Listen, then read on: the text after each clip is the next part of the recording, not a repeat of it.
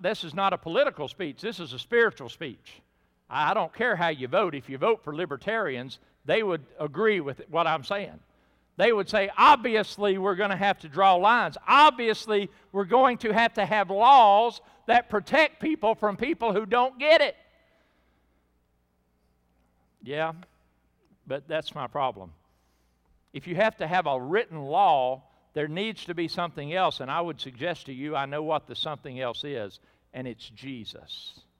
Jesus is the perfect law of liberty that helps us live a life that is pleasing to God, and everybody else will be happy with us. Or, I don't know about happy, that may not be the right word.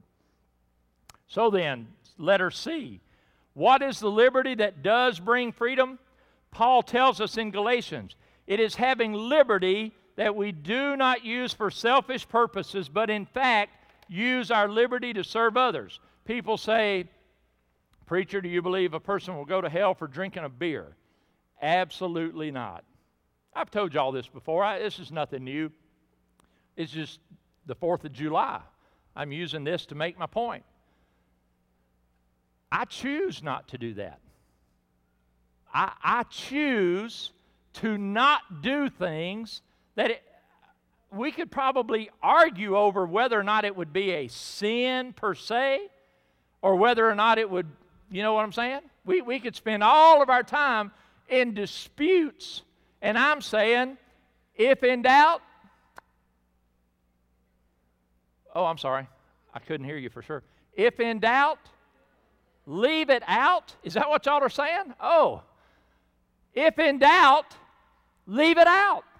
If it's going to cause a dispute, the Bible says, if something you do causes a weaker brother to stumble, don't you be the rock of offense that causes him to stumble.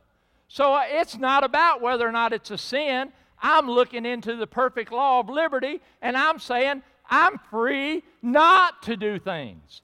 I'm free to choose the best thing and not do things just because everybody else says you got to do this or you got to do that. That's liberty. But we're talking about freedom today. We live in a free country, don't we? We live in a free country. I told them this morning in a prayer meeting that I was telling a little bit about this sermon. You know, there's a whole bunch of people getting ready to move.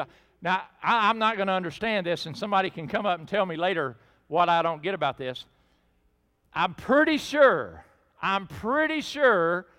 we voted to raise the cigarette tax $1 a pack to get money to pay for Medicare. I'm not positive I got all that right, but we voted to raise the price of cigarettes $1 a pack. Then we made it illegal to smoke. Where are we going to get the money to pay for the Medicare if you can't smoke anywhere? So maybe the real idea of the government was that people who smoke will move out of the state and let some other state pay their medical bills. I don't know. Yeah, we live in a free country. Ha! You don't live in a free country. There's only one way for you to be free, and that's to be free no matter where you are. Let me give you this one too. Do you know that prison guards go to prison for 8 hours a day? Or 10 or 12, ever how many they work? If you're a prison guard and you're walking around, they shut a gate behind you too. You're in prison with the prisoners. They don't get to go home, but you do. But you still live part of your life in prison. See, that to me defines America. We tie our happiness, because later on in the Declaration, in the Constitution, it says we have the right to pursue happiness. But if we can't define happiness, then we're not happy. I've got to be able to say what happiness is. I'm going to tell you what, I don't think we have a clue. Well, in fact, I'm going to show you a video clip. Am I going to show a video clip in a second? Good. Man, we had to work to do this. I'm going to tell you today that there are people that they would say, if God is in the world, I'm not happy. And they want God gone out of the equation. I'm going to play for you a man's Declaration of Independence. I want you to listen, and I don't know how loud it's going to be, but make it loud enough from the get-go that you hear, and I want you to listen carefully. This man's name is William Provine. He is a professor at Stanford University, and all of you, if most of you, well, I won't say most, many of you, if you attended a state university, you may have had a professor like this guy right here. If you have children getting ready to go to college, check it out first. Check it out first. Listen to this man's Declaration of Independence. This is a debate between Dr. William Provine and Dr. Philip Johnson. It took place at Stanford University. It was fundamentally talking about the implications of natural evolution. Let's look at and listen to Dr. Provine. And when you die, you're not going to be surprised because you're going to be completely dead. Now me, if I live after I'm dead, I'm going to be really, really surprised. But at least I'm going to go to hell, where I won't have all those grinning preachers from Sunday morning with me.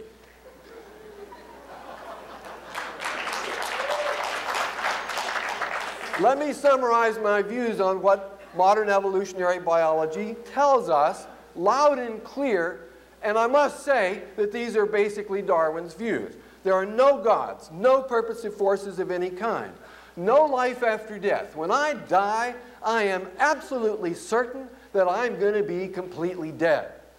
That's just all that's going to be the end of me. There is no ultimate foundation for ethics, no ultimate meaning in life, and no free will for humans either. What an unintelligible idea. Christian humanism has a great deal going for it. It's warm, it's kindly in many ways. Maybe not to people who are a little different, but that's all right. If you're gay, it's not so hot for many Christians. But anyway, let's leave that aside and look at the good parts of Christian humanism.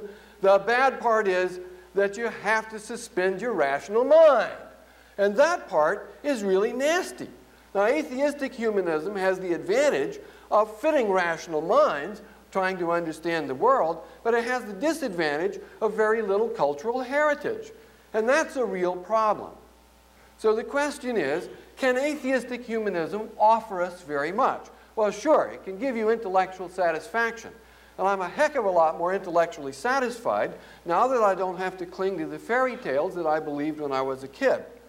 So life may have no ultimate meaning, but I sure think it can have lots of proximate meaning. Free will is not hard to give up because it's a horribly destructive idea to our society.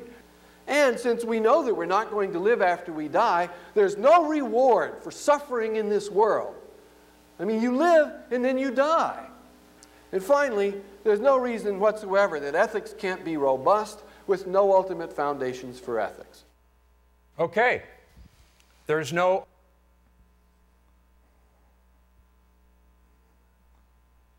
You want him to be your teacher?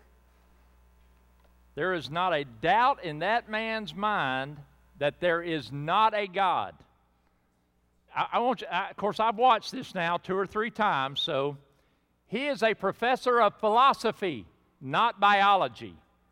He is using biology in a philosophy classroom or debate that was.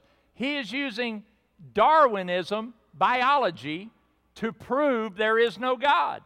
And he makes, to me, an absurd statement, and I don't mean to be smiling. I just makes me smile. He said, if I'm alive after I die, I'm going to be very surprised. But at least I'll go to hell and I won't have to look at those grinning preachers. So I'm trying not to smile and be one of those grinning preachers. Nobody did anything at first. Did you notice the quiet? He's got a bunch of 19 and 20-year-olds who don't know what they should do. And so nervous laughter, he don't do anything.